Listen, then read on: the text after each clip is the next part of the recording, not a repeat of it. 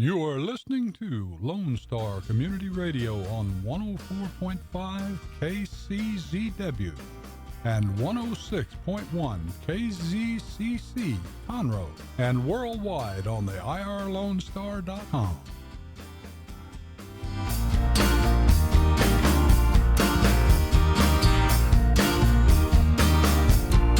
Welcome to Keeping Up with Conroe, hosted by Visit Conroe. I'm Jody. I'm Shannon. And we are here to highlight upcoming events and local businesses in the area. We are here live the second Tuesday of every month at 11 a.m. And after the show airs, we will post on Facebook, podcast, and all the fun stuff. So tune in regularly to Keeping Up with Conroe.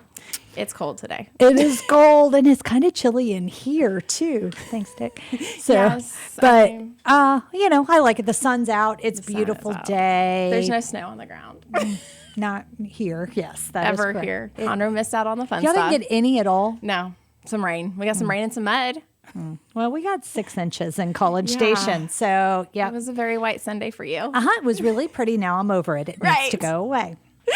Yes. It's melting today, so that'll be good. But yeah, we've got, I kind of like a new year. Yes. We're kind of starting off fresh. We've got lots 2021. going on. Yeah. Kind of a new things to talk about. We've got a Yes. couple new guests with us that I think we've had Jack before. We had Jack a couple years Domurat ago. with Houston Money Shows here. He'll be talking to us about his event that is this month. Yes. And then we've got 2 guys from a couple of wineries in this region. So Our that'll favorite be pastime. That'll be kind of fun to talk to them and see what they've got going on. Yeah. But let's just jump right into the Houston Money Show. Welcome, Jack. Good morning. Glad you're here. It's nice to be here again. Yeah. So the Houston Money Show, tell us a little bit about it. You've been here now. Is this your third? This is our fourth year. Wow. Fourth year. And it's been a great event for our community. We love it. So tell us a little. It's the fourth year here, but it's been going on for years. Yeah, this is our 64th show, and it's been in several different venues.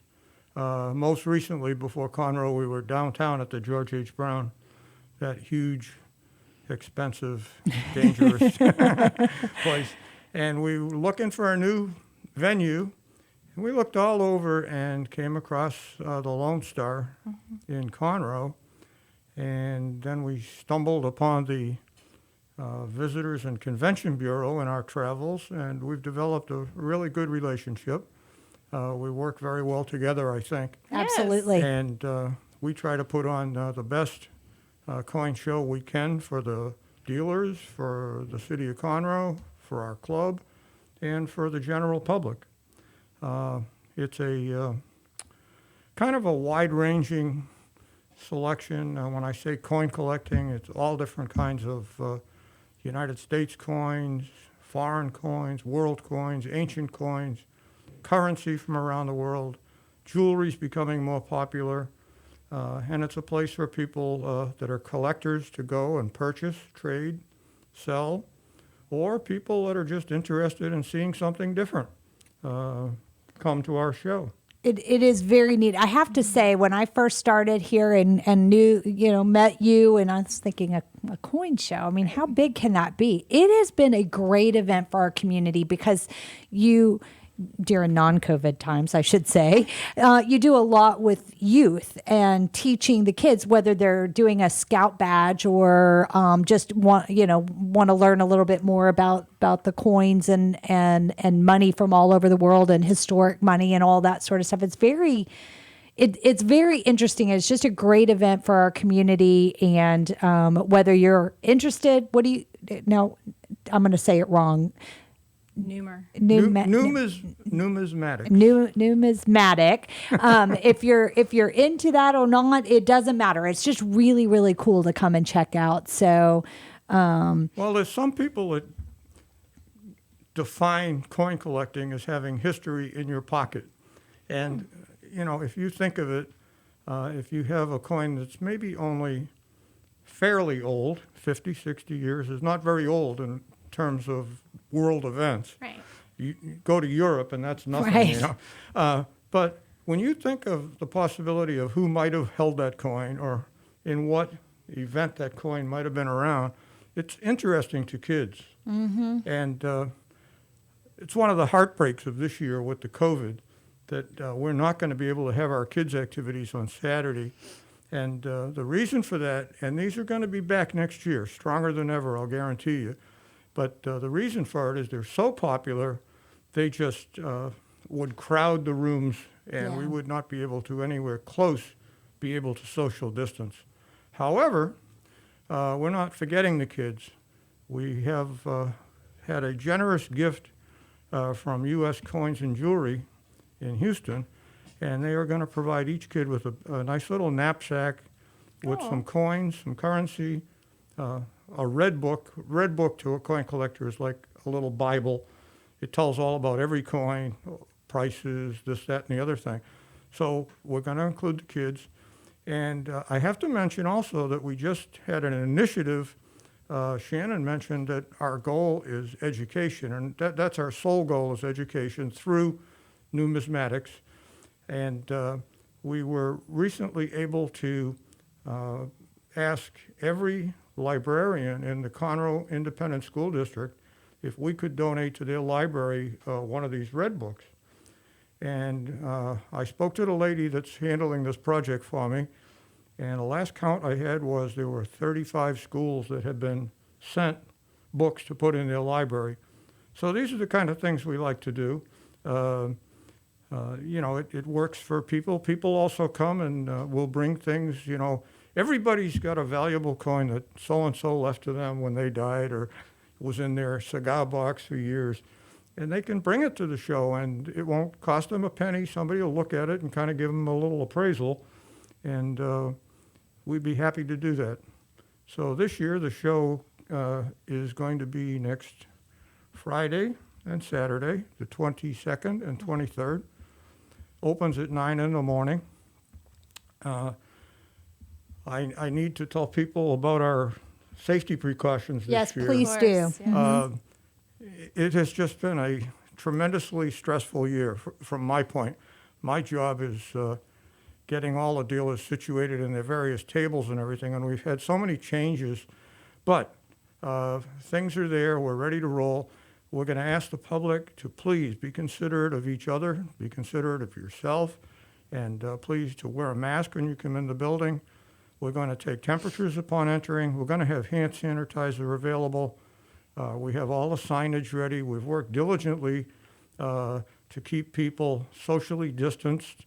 So we think if everybody chips in and does their part to help, that it's going to be a very successful show. It's still going to be a lot of fun.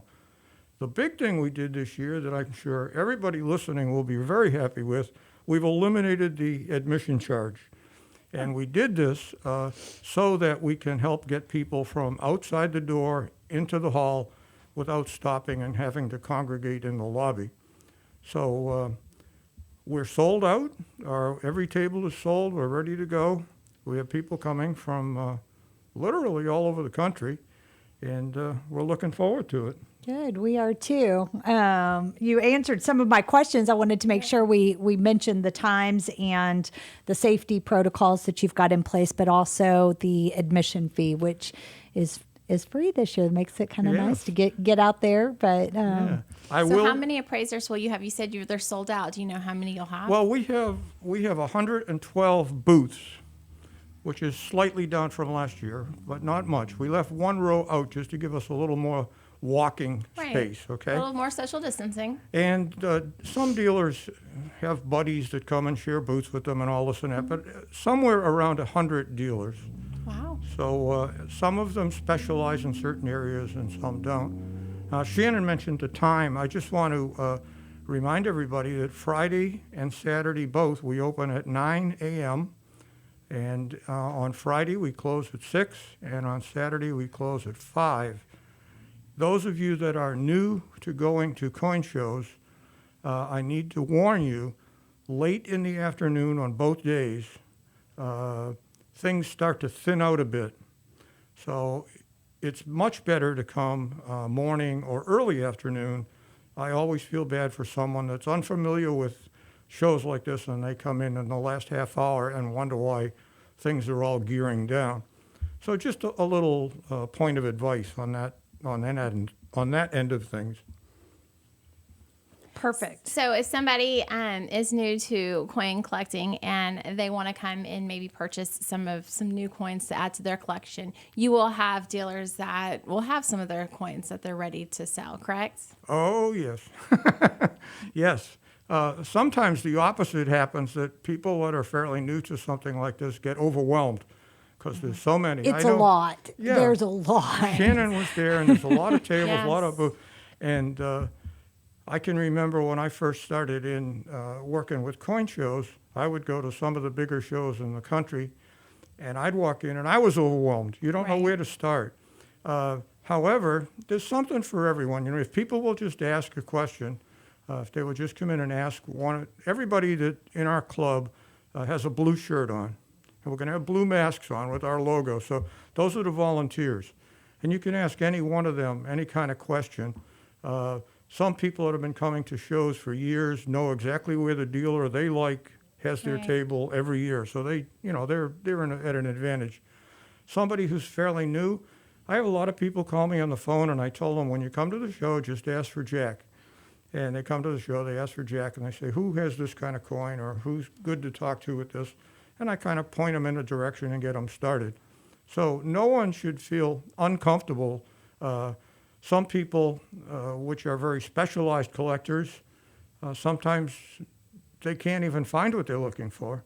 Other people, if they're collecting in general, can find multiples of what they're looking for. Right. People can also come to, some people come to sell. They have specifically gold or silver, and it's a very good place to sell. I can vouch for the integrity of 99.9% of the people that I know there, and they're going to get an honest evaluation of their coin collection.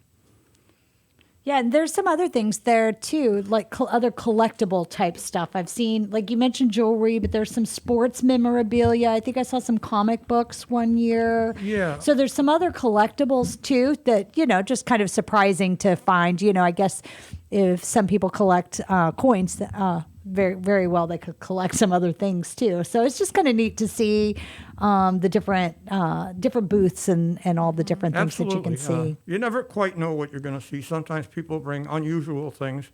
The only thing we have a restriction on is we don't allow anything inappropriate.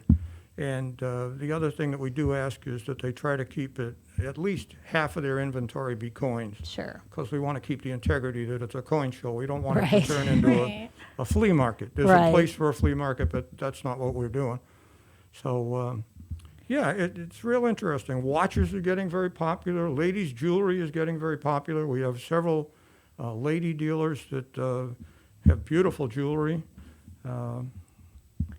And yes, you you're right. mentioned that, you know, this is for your club. So if someone were interested and just didn't know how to plug in and maybe they stopped by this money show, but then they wanted to get more involved, I guess they could pick up some more information about the club as well. And what other activities do y'all do throughout the Sure. year? Well, this is our major activity.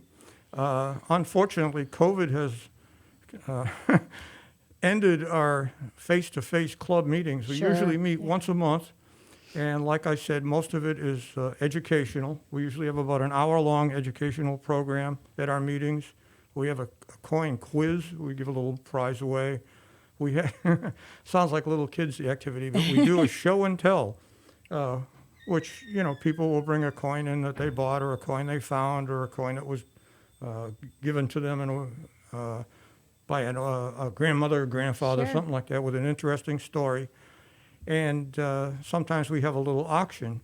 We have not been able to do that, but we still meet once a month on Zoom. Last year, when I was sitting here talking, if you had ever told me I'd be a Zoom person, I would have laughed like you're Right. doing. But we hold all our meetings by Zoom, and believe it or not, we have 25, 30, 35 people.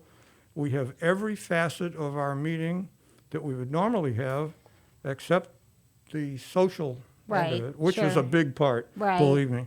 But we do our executive committee meetings. But to answer your question, Shannon, about if people are interested, we do have at the show little registration forms. Oh, good. And we're going to just kind of leave them on a table there this year instead of stopping people to give them to them. But they can leave their name and an email with us, and we'll get a hold of them if they would like further information on our club.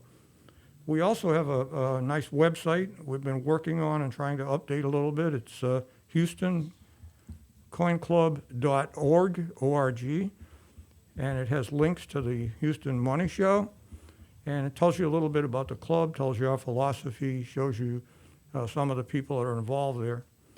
So and they could click, send for more information or whatever through the website yeah. in case they can't make it to the money show. My personal email is on that website, and they can email me or call me, and I'd be more than happy to discuss the club or coins in general with anybody. Good. Do you have anything else you want to share? Make sure we get out. I wanted to say the first year that I was here that y'all had the money show after I started. So I think it was probably your second year here. You had the coffin that was covered in money. So it seems like every year that was kind of, a special thing. They had a truly full-size coffin that was, covered with money, coins, and it was. Did you see it? Did you go out there and see it? It was so cool. But anyway, so every year there's other things that you'll see that are kind of unique. Unfortunately, the coffin won't be there this year, but it was just kind of neat to see. So you never know what. My point in saying that, I guess, is you never know what you're going to find out there. I have a gentleman in our club that came in not too long ago. That's a really good, smart guy with the idea of themes. And this year, unfortunately, again, and I'm not using this as an excuse, it's just the way it is. With COVID and everything, we were unable to be able to go through with the theme that we had thought of earlier. However, next year, we'll be back with a theme. But, we try to have something unique, something different. Like I said, we have that deal with the kids this year. Last year, we had a gold raffle. For 5 gold coins. Yes. That was just insane. I never knew what I was getting into when I agreed to do it. It was crazy. The public loved it. We've had, I think we had a tribute to Texas one year. I remember that because I won a prize in the exhibits on that. And the coffin that Shannon's referring to, if you ever get a chance, down in Houston, there's a place called the Funeral Museum. Now, when I moved here, I joined up with a church group of elderly people, or experienced people, I should say. Experience. I like that. And one of our little field trips, we went to the Houston Funeral Museum, and I said to my wife, "Why do I want to go to a funeral museum? This is stupid, Well, we went to the funeral museum, and it was the most interesting type museum, and it was beautiful. It wasn't morbid, huh? No, it wasn't morbid at all. So while we were walking around, I see this coffin that is inlaid with thousands and thousands of coins, and there's a really neat story behind it. And I got to talking to this guy, and we figured out a way. We brought it up to Conroe and put it on display. We were going to do a gimmick where people could lay in the coffin.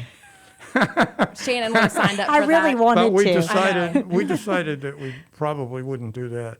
So, but I would like to say one more thing. I'd like to thank the city of Conroe, and I'd like to thank the Visitors and Convention Bureau, who very much support our show. And like I said before, I think we have a good relationship with each other, and I hope that continues. Conroe's been growing, I know, a lot, and we've been growing right along with them, and I hope to continue that relationship. So I hope some of you listening to this will make your way to the Lone Star next Friday or Saturday. Whether you're coin collectors or just interested, this is a year where you got to get out once in a while and do something. Yeah, it's if you're looking for something to do, get out. It just, whether or not you are a coin collector, it is very cool to see. Yes. I mean, there are some it's just really amazing. The first time I went in, it's not what I expected. It's not what you expect. It's very, very cool. Very family friendly. So bring your children and let them learn something. And most of the dealers and the other folks that are there, if they're not busy, they are most accommodating just to chit-chat or if your kid walks up and has big eyes on something, they love talking to kids. They might even give them a little something for dropping by. You never know. But they're very, very interesting people. They're very intelligent people. And hope we see some of you show up. Yeah, and I think you're right. Whether you have kids or not, I mean, they were very, they wanted to talk about what they do and their passion. So it was really just neat. So absolutely, you can find more information about it on our website, visit Conroe. But you can also find it on HoustonCoinClub.org. That's Friday and Saturday, the 22nd and 23rd. So not this weekend, but next weekend. From 9 to 6 on Friday, 9 to 5 on Saturday. Come out there and enjoy a free indoor event. All the safety protocols are there, so you have no excuse to miss this. It's a great opportunity, and thank you for your kind words about the city. We feel equally as blessed to partner with you on this event, and we're very glad that you have hopefully found a new permanent home for this event here in Conroe. We look forward to it every year. So thank you very much, and thanks for coming. Well, It's been my pleasure. And we will see you on the 21st and 22nd. Yeah, we'll come out there early and check it all Okey-dokey. out. So stick around. We're going to let Jack leave. We're going to take a quick break. Stay tuned. Up next, we'll be visiting with Steve and Alex with the Sam Houston Wine Trail. You're listening to Keeping Up with Conroe, hosted by Visit Conroe. What can the Better Living for Texans program do for you? You can learn how to increase your consumption of fruits and vegetables, choose foods that are relatively inexpensive and good to eat, make your food dollars last longer, prepare quick, nutritious meals, help your children learn how to eat healthier snacks, and much more. Our program is committed to helping people like you improve your health through providing research-based nutrition education in a friendly, cost-free, and relaxed environment. We are Texas A&M AgriLife Extension, helping Texans make their lives better. The Texas A&M AgriLife Extension Service has been dedicated to educating Texans for over a century. In 1915, the Extension Program was established under the federal Smith-Lever Act to deliver university knowledge and agricultural research findings directly to the people. Ever since, AgriLife Extension programs have addressed the emerging issues of the day, serving diverse populations across the state. Texans turn to Extension for solutions in horticulture, agriculture, 4-H and youth, and family and consumer sciences. Extension agents respond not only with answers, but also with resources and services that result in significant returns on investment to boost the economy. Join us Fridays at 1 o'clock for the AgriLife Extension Hour. Hey guys, this is Connor. This is Dick. This is Chris. And we're with the Ticket Stub Podcast every Thursday live at noon on 104.5 and 106.1 FM in the Conroe area. Also, anytime at irlonestar.com. You go to irlonestar.com/TTS. You can find all of our social media. And don't forget, we give away 2 tickets to the Grand Theater on every show. If you like movies and you like complaining or celebrating anything that has to do with the silver screen, check out the Ticket Stub Podcast and join us every Thursday at noon o'clock on Lone Star Community Radio. A Lone Star Community Radio is looking for those who are interested in hosting their own talk show, with monthly and weekly slots available on Conroe's FM 104.5, 106.1, and on irlonestar.com. Start your own podcast, create your first YouTube channel, and be on TV. Contact Lone Star Community Radio online at irlonestar.com or call the station message line at 936-647-3776 to take your first step into the radio world.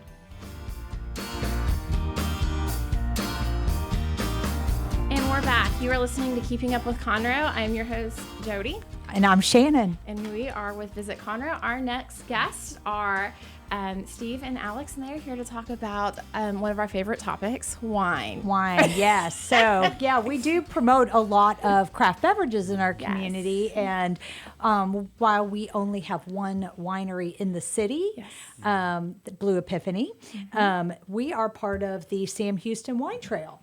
And there are 8 wineries in this region that cover us. So we're going to kind of just talk to both of you guys so y'all can chime in. Who wants maybe tell us a little bit about the wine trail? Who wants to start? All right, yeah, sure. All right, Alex. Yeah, well, first of all, I mean, talk about wine is also my favorite topic to talk about. So my name is Alex Bader. I'm the owner and winemaker of Golden Oak Micro Cellar, and we are located in New Waverly, Texas, which is 20 minutes from here, essentially. You know? And thank you, first of all, for the opportunity, to come on air today. And I mean, it's really exciting. We have a wine trail. The wine trail is essentially a little bit more than 1 year old.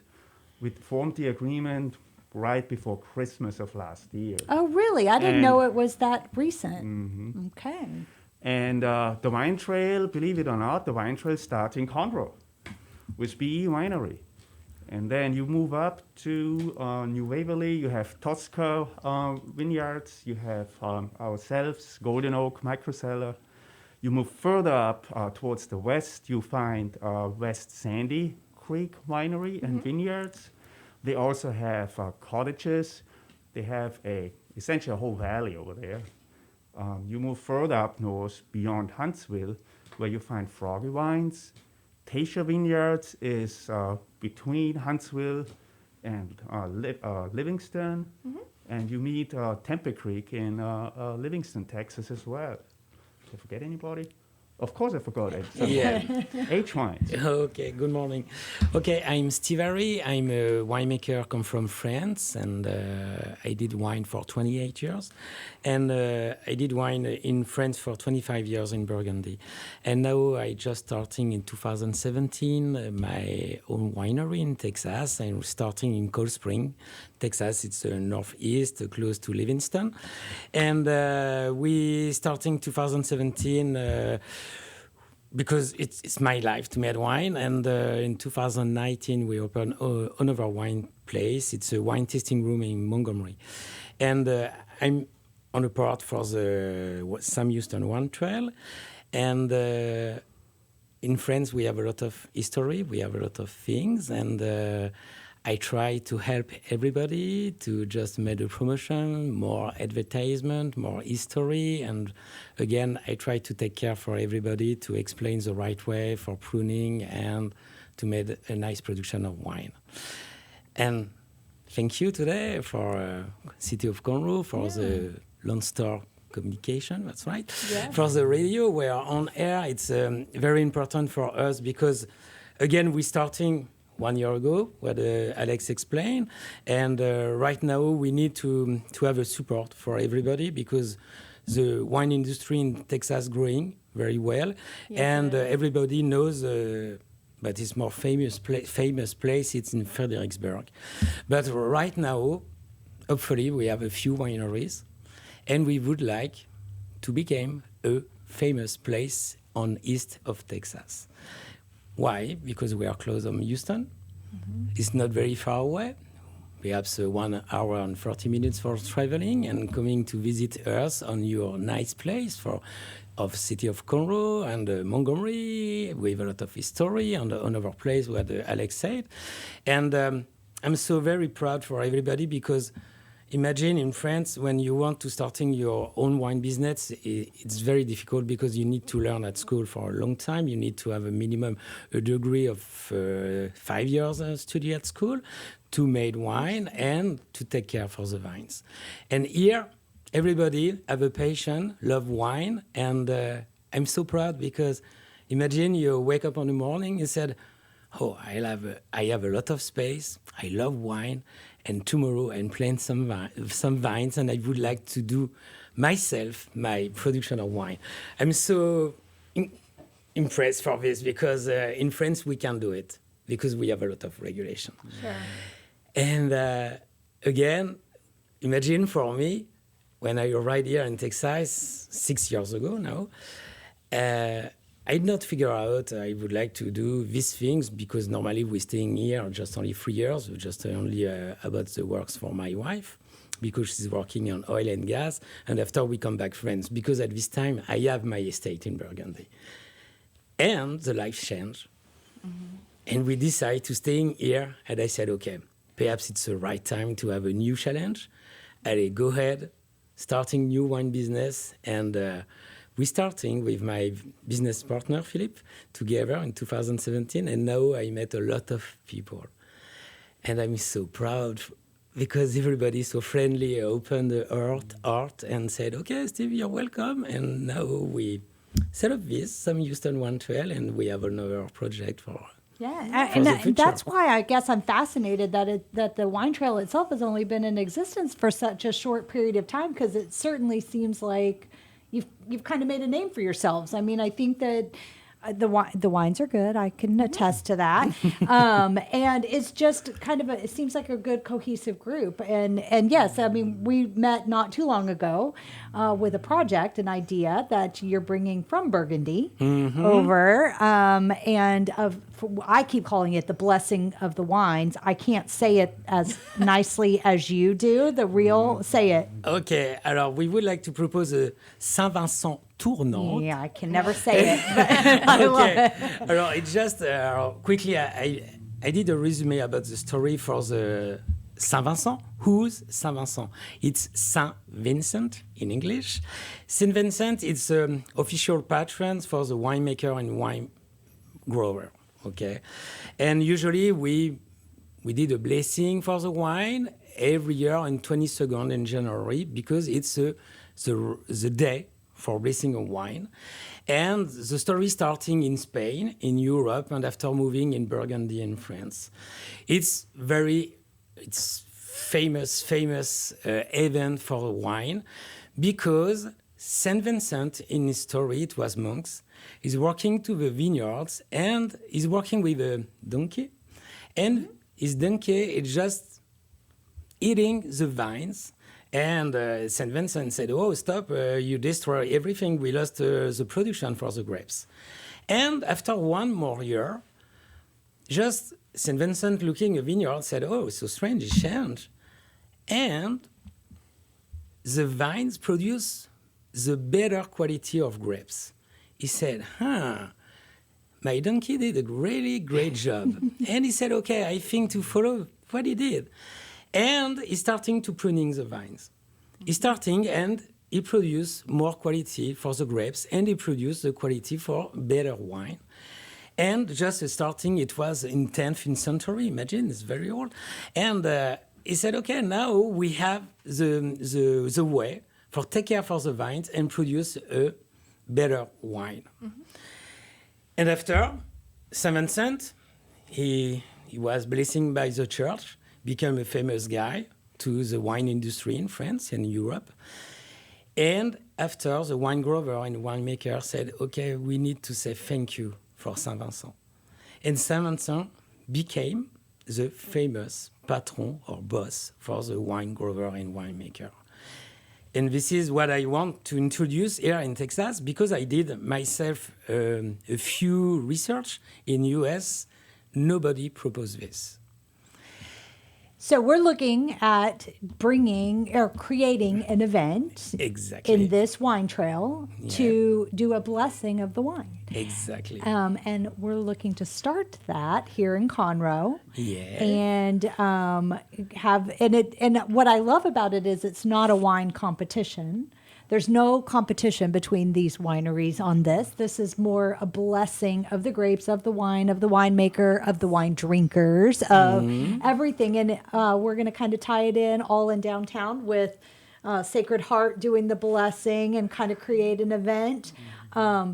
Maybe, and what I find really fascinating is the historic tie in with Texas and the wines in France. So exactly, and which is going to be kind of a neat way to promote this history and this tradition here in Conroe as well. Yes, exactly, because you know what you said again. France for Europe, it's old-fashioned for made wine. For it's in history, and for me, it's very important just to again what I said for teach for everybody. Okay, we have the things we need to say thank you for natural mover, and thank you for everybody. And this is for me is very important because it's a part of my art. And for the winemaker and wine grower, it's a deal, you know. Yeah. And what you said, Shannon, at this time it's not competition. It's just only enjoy. Yeah. To have a good time to celebrate. Celebration, a thank you for all. Be thankful. Yeah. Yes, exactly. Yeah. Yeah, and at the same time, I think we also want to put the Texas touch on it as well, because you're going to see that in the uniforms that are going to be worn. It's going to be, cowboy style. A little bit of that tradition from France. Definitely but then, tradition. You're going to see cowboy boots, cowboy hats. And also, we want to certainly mention that Texas actually has a history in viticulture as well. Yep. In the form of T.V. Munson, who actually was a accredited viticulturalist back in the 1800th century. Yes, yes. And he's actually saved a huge part of the old world vineyards that were affected by the phylloxera disease by actually providing rootstock for those vineyards and ship those back to Europe. which are still being used today. That's right. Exactly. Yep. Yes, because this disease, phylloxera, starting in Europe in 1892, and we lost everything, vineyards everywhere in Europe. And T.V. Munson, Grayson, it just is working with a few French guys on viticulture, and just looking, because phylloxera, it's an insect on two parts. We have one, it's living on the soil, it's a worm, and another one, it's a kind of fly, and is living on the surface. But just when he looking, he said, oh, something is strange, because the parts growing on surface is growing in France for Pinot Noir, Syrah, Cabernet, a lot of variety grapes, but for everything. Phylloxera, it doesn't right to destroy the vineyards. But the roots were destroyed by the worm in France.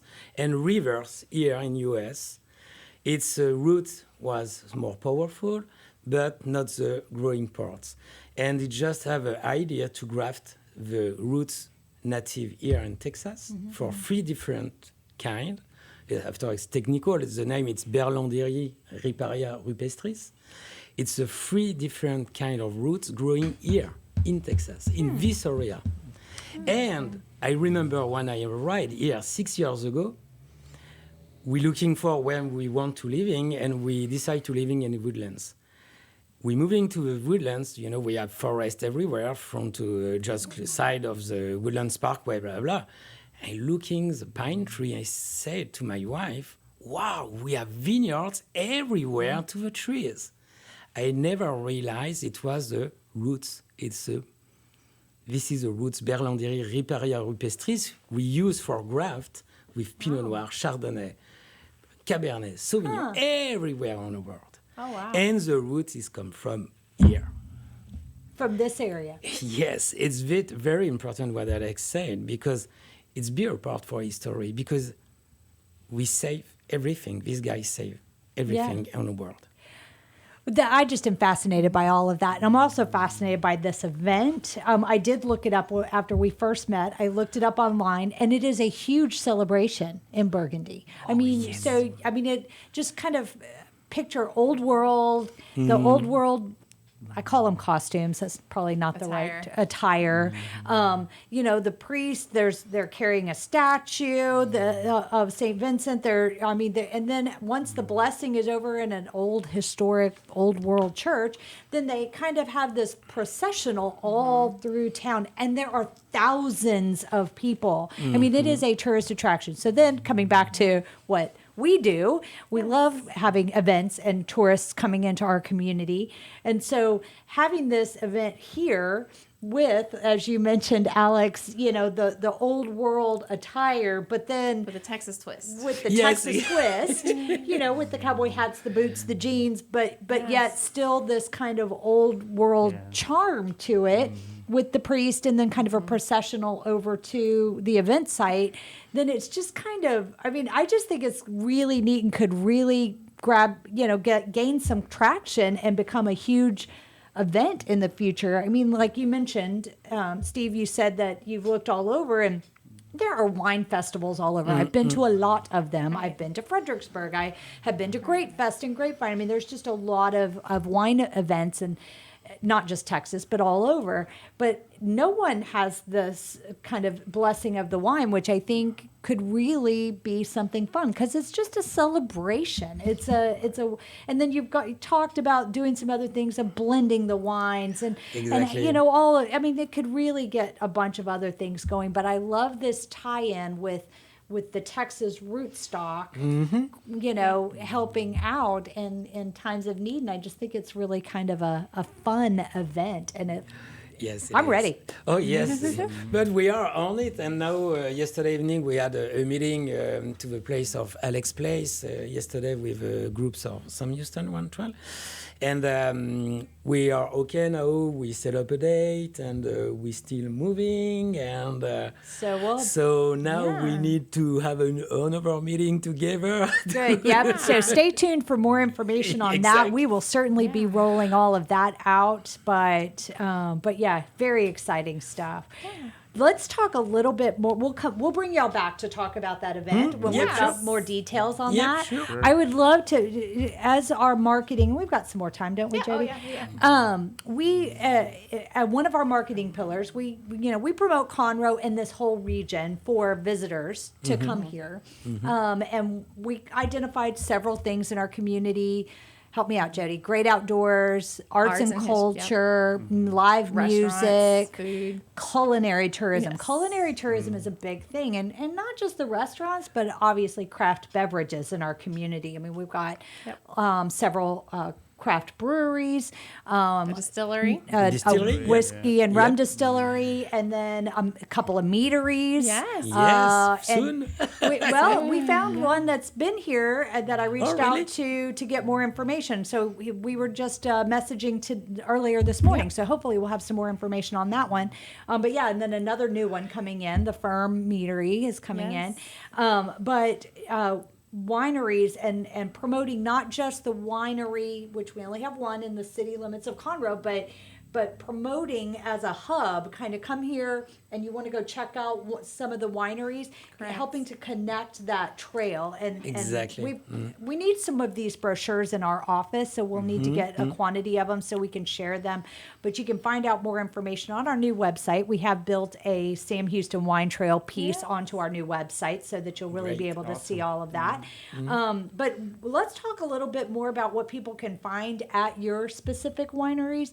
Alex, I've been to yours. It's got a small little event venue. It's nice. It's way out in the country. It's very quiet, and it's just really nice. You've got a little event venue out there, and then the wine is good. So thank you so much. Yeah, we're basically nested within a pasture land of cattle fields, and our neighbor has a horse boarding ranch, for example. So we are attracting people that want to come out there, have a good time, relax, enjoy sunset as well, and have good wine and decompose, and just enjoy the day, but also be on the tour. You see, so we have a lot of people that are curious about the remaining members of the wine trail that are we are so diverse.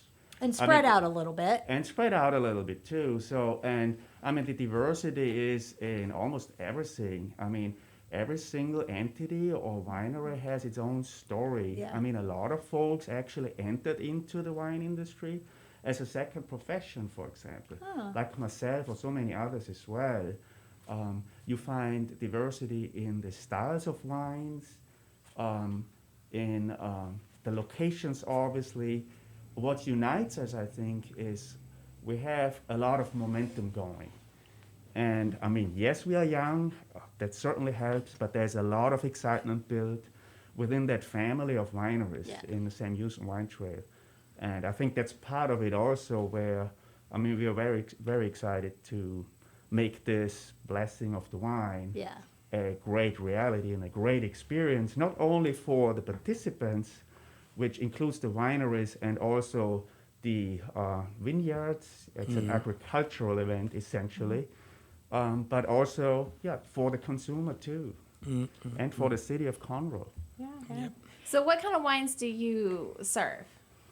So, I mean, since we are as geographically speaking, we are in Southeast Texas, right? Mm-hmm. So what goes really well, and you find that throughout the terroir, let's say, of the Sam Houston Wine Trail is the Blanc du Bois and the Le Noir, which is also called the Black Spanish. Okay. And you won't believe, I mean, how diversified and how many different styles of those specific grape varietals have been developed in the wine cellar and promoted throughout the different wineries. Mm-hmm. And I mean, you can essentially do vertical wine tastings, and the majority of those wineries that we have, I mean, Steve, for example, has a very specific Blanc du Bois style. If you compare this with, let's say, a Teicher or Sandy Creek, they have a humongous variety of those so-called terroir wines. Mm. And that's what you find at Golden Oak micro cellar. So we specialize. So we have Blanc du Bois on our vintage, on our estate. We also have a different grape varietal which is called Caminard Noir. So this one is a brand new grape varietal. It's actually developed by UC Davis and was released very recently, about a year ago. So we are really excited about the potential, let's say. It's a red grape varietal, so we don't know yet what the flavor profile will be, but what we certainly will know is it's gonna have the touch of the Texas identity and the Texas soil and terroir in it. That's very cool. And I love when you were telling us how you got your name of Golden Oak. We were there in the late afternoon, and you can see that the sun kind of sets, and it's just really pretty. I'll take you out there. You should. I feel left out right now. It is very nice out there and peaceful. I could totally see just spending. Yeah, and an if you afternoon miss there. the sunset, you can still do stargazing out there. Yeah.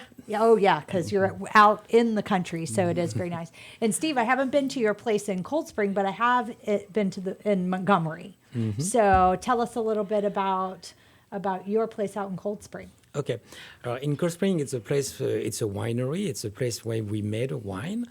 And before I didn't have a vineyard. I just made a consulting to the vineyards. And after I purchased the grapes for different location. And I purchased the grapes in Snook, close to Bryan College Station for Blanc du Bois. After in Montgomery for Blanc du Bois and Black Spanish Le Noir, and New Waverly for Blanc du Bois and Black Spanish Le Noir, and the last place it's in Cold Spring.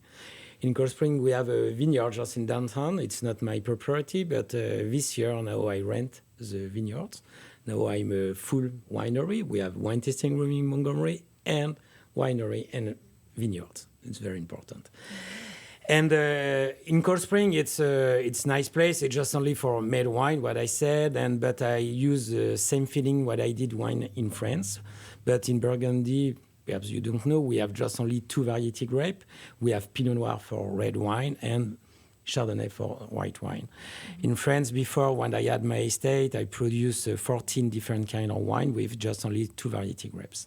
Because in France, we have a lot of appellation, different taste, because the terroir is very important and we take care for the terroir. And my goal here in Texas, in this part in Texas, I would like to start and create a map to explain this place is better for growing Blanc du Bois.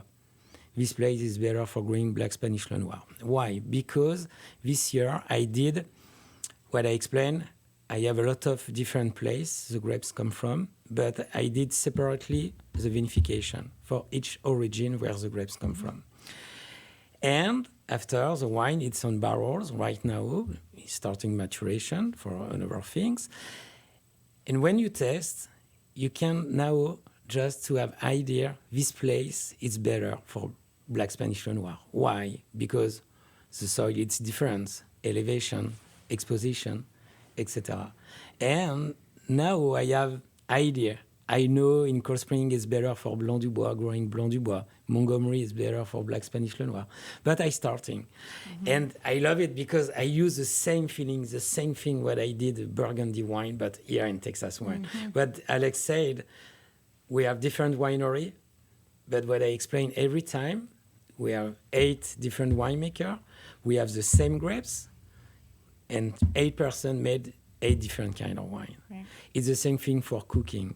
We have 8 steaks in front of you, 8 cookers, 8 different, and you taste your steaks. It's 8 Everybody times puts different. their own little twist on it. Exactly, because we have experience, we have feeling, we Right. have this, and we said, okay, I like this, and I want to do this. Yeah. And Alex tastes very well, I taste very well, but we have different taste, Yeah. and you, and this it's what I love. It's magic, you know. I love it. Yes. I do too.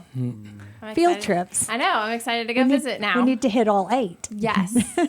And I just thinking, but in Montgomery, the wine tasting room, it's another part for H wines because what I said, I come from France, my part is Burgundy, and I made a lot of promotion for French wine. And to the wine tasting room, we propose 30 different kind of wine. Just perhaps 28 French wine come from Burgundy, and after just only 2 wines come from Texas. But I try to do your education because, again, we have a lot of feeling, a lot of things, different wine, blah, blah, blah. But it's very important. We are here to take care of you for your education for Yeah, wine. absolutely. And I think Texas also has a strong place in terms of viticulture as a whole.